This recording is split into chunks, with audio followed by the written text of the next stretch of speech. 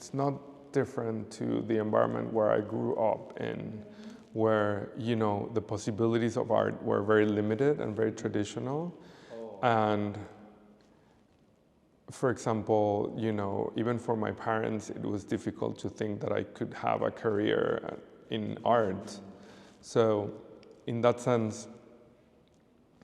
I think I also went through a process in which I discovered contemporary art, and, you know, through the work of many artists that were building art through very unconventional materials. And I was fascinated because I was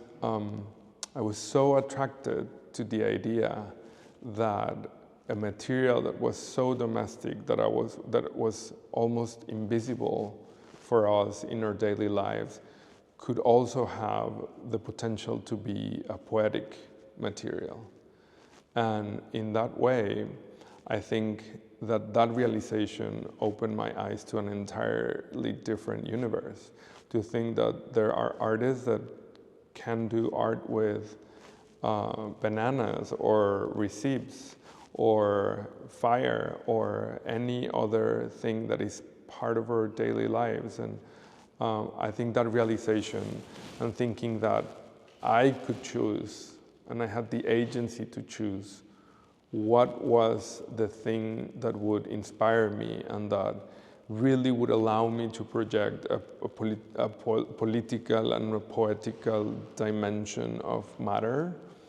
was incredibly powerful to realize. So, you know, for people that in a way are discovering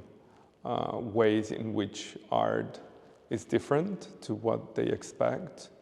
I think one of the most important things is to keep your mind open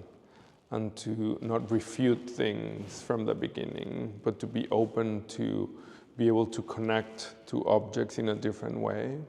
You know, we live in a society that is constantly forcing us to be quick, to consume things quickly, to spend the less amount of time in a restaurant, to understand a message through advertising in the least amount of time. So we're constantly demanded to be quick and to have judgments in a very small amount of time. And I think what art does and should do is do the opposite, to take us to a different temporality and to make us think in a slower way, in a thing that we have the opportunity to come back to something and to say, hey, there might be an idea that's worth it here, and there's something that might, this object might have the possibility for me to relate to it in a way that is gonna allow me to discover something new about myself. So I think in that process of opening up to different ways of understanding what art is, it is fundamental to keep your mind open.